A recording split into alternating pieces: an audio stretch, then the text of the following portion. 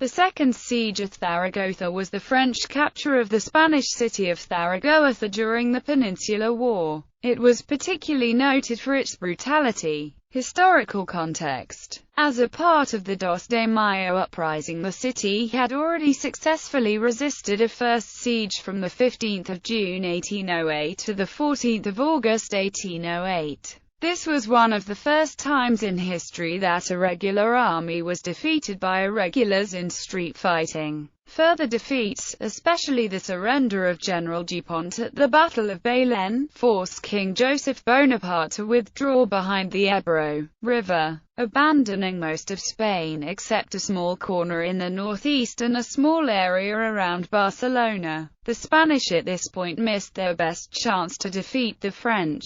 They did not appoint a supreme commander, so all the armies continued to operate independently. The main armies consisted of those of General Blake on the north coast, General Castanos around Tudela and General Palafox around Zaragoza. Blake was the most active, but he was defeated at Zornza on the 31st of October 1808. Napoleon's plan was to attack in strength towards Burgos in between the armies of Blake and Castanos. Once they broke through, they were to swing both north and south to envelope the remaining armies. In order to achieve this, Napoleon wanted the exposed Spanish armies to remain in their current advanced positions. To achieve this, Marshal Moncey's Third Corps opposite General Castanos remained inactive from late October to the 21st of November. The Spanish armies, however, moved constantly to no discernible effect. Castanos was ill much of the time, leaving Palafox in command. He seemed reluctant to adopt a firm course of action. On the 21st of November 1808, the French Third Corps crossed the Ebro River at Logrono and headed east towards Calahorra. Marshal Ney's column reached the upper Douro Valley and headed for Tudela. These movements developed into the Battle of Tudela. This battle was a major victory for the French, but the armies of the Spanish generals were able to flee to Zaragoza, escaping with the large majority of their war chests and cannons.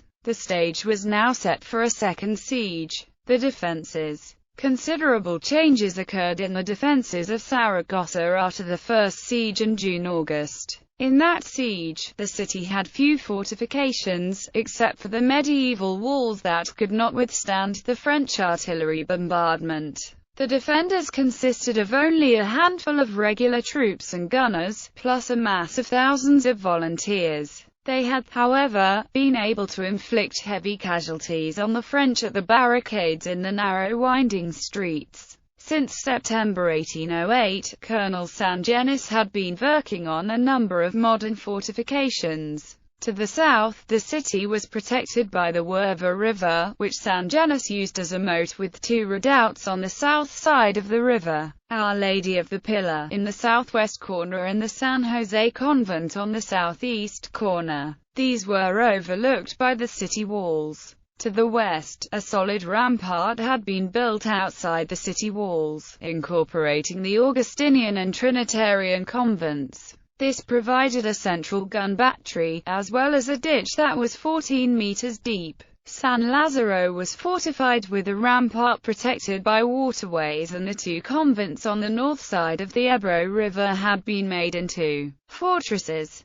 On the key position of Monte Torero, Sangenis built an entrenched military camp using the Aragon Canal as a moat. Progress on the fortifications had been slow until the Battle of Tudela. After that, it was clear the French could attack at any moment, and suddenly 60,000 volunteers were available. If the French had attacked quickly, then even this would not have helped. Due to the delay, however, the Spanish had time to improve the fortifications and obtain sufficient supplies. Inside the walls, the strong, almost entirely inflammable masonry homes and apartment buildings were laced together with internal passageways, making each block of the city its own barricaded fortress, with the numerous church buildings standing as keeps and strong points, from which grape shot and counter-battery fire could command the streets. The garrison would also be much stronger than in the first siege.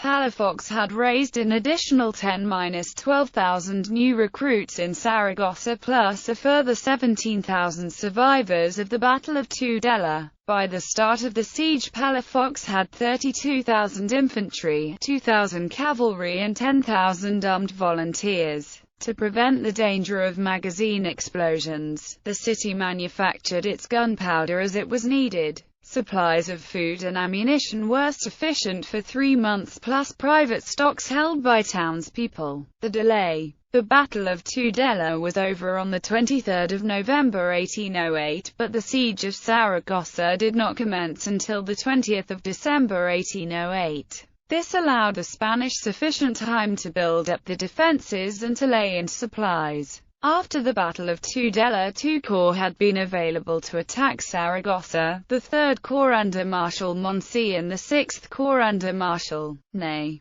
Both of these corps left Tudela on the 28th of November and arrived at Zaragoza on the 30th of November. They were about to commence the siege when Marshal Ney was ordered to take his army across the mountains to New Castile, where he was to prevent the army of Castellanos, retreating from Tudela, from interfering with his movements towards Madrid. There were now only 15,000 men under Moncey facing Zaragoza, which was insufficient for a siege. As a result, Moncey retired to Tudela to await reinforcements from Marshal Mortier with his 5th Corps. These troops arrived from Germany on the 15th of December, giving a total of 38,000 infantry, 3,500 cavalry, 3,000 engineers, and 60 siege guns to attack Zaragoza. The siege. On the 20th of December, the French forces arrived again at Zaragoza. Moncey split his forces.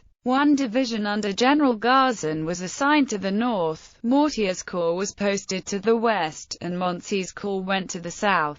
Phase 1. The outworks. The 20th of December 1808 to 15 January 1809. The first key objective was the weak Spanish outworks on Monte Torero. On the 21st of December 1808, 3 batteries began bombarding these positions, followed by an attack by 20 battalions of infantry which successfully drove the Spanish out of these positions. This initial success was to prove decisive, as once again the French were able to deploy their main gun batteries on Monte Torero and were ultimately successful in breaching the southern wall. Garzon launched an attack on the same day against San Lazaro. However, this attack was unsuccessful due to the strength of the Spanish defense. On the 22nd of December 1808, Moncey formally demanded the surrender of the city, but this was refused. Moncey then decided to concentrate his efforts on the southern side of the city and prepared attacks against the Pilar Redoubt and against the San Jose convent.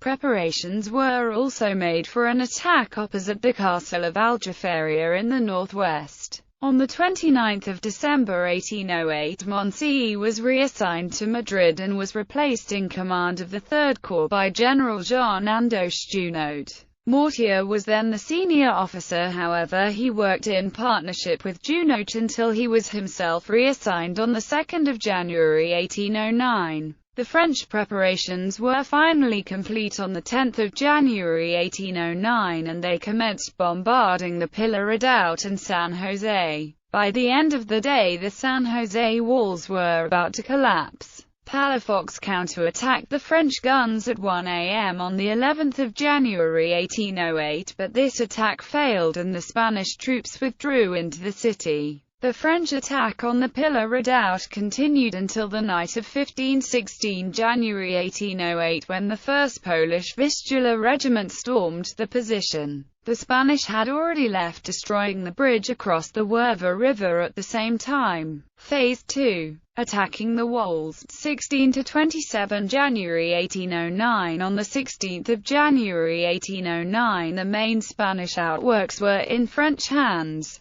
The French armies could now concentrate on breaching the walls of Zaragoza. From the 17th of January 1809, the French began a bombardment of the walls from the San Jose Redoubt.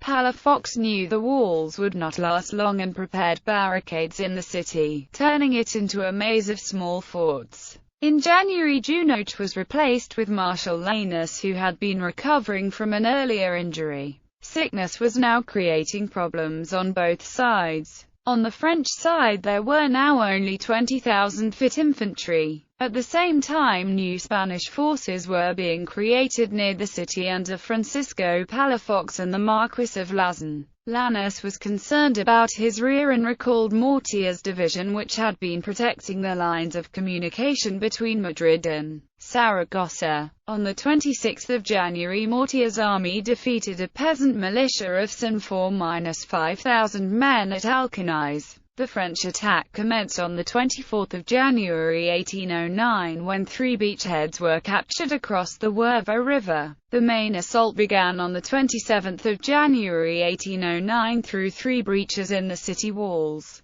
Lannes broke through 2 breaches and captured the battery at the southeastern corner and also the convent of Santa Ingracia in the southwest. This marked the end of this phase of the siege, with the final phase of vicious street fighting to follow. Phase 3. Street fighting. The 28th of January, the 20th of February 1809. The Spanish defenders had been preparing for street fighting from the beginning. Lannes, however, had decided on a slow block-by-block siege of each individual fortification in order to minimize French casualties. Individual battles were remarkable for their ferocity. At one point in the San Augustin convent, the French held the altar end of the chapel and exchanged shots for hours on end with the Spanish entrenched in the nave and the belfry. However, French superiority in equipment and training took its toll, and thousands were falling daily both in the fighting and to disease, which was rampant throughout the city.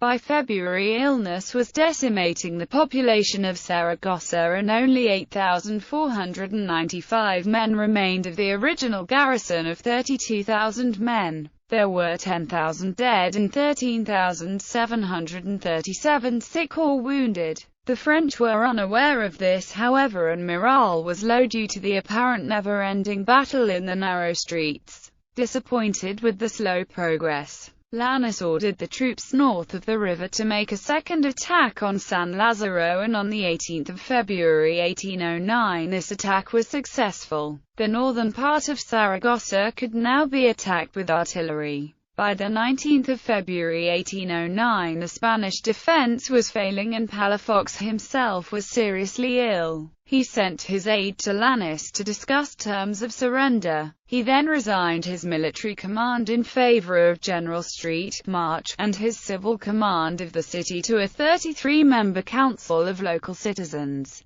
The first offer of surrender was rejected and fighting resumed on the 20th of February 1809, but the civilian council quickly negotiated to end the fighting, which ceased that evening. Most of the city lay in ruins, and around 54,000 people had perished in the siege. Aftermath. Under the terms of surrender, the garrison marched out of the city and stacked their arms outside the Portillo gate. They had the choice of going into captivity or joining the French army. Of the 32,000 men at the start of the siege, only 8,000 survived. The terms of surrender allowed private property to be respected and a general amnesty was granted to the city. Although some looting took place, the city was not sacked. The suffering of the city had been terrible, with estimated deaths of 54,000 made up of 20,000 soldiers and 34,000 civilians. Lannes himself estimated that the population of Zaragoza had fallen from 55,500 to 15,000. The French had also suffered, losing about 10,000 men, 4,000 in battle, and the rest to sickness. Palafox himself was harshly treated by the French, who imprisoned him as a traitor at Vincennes.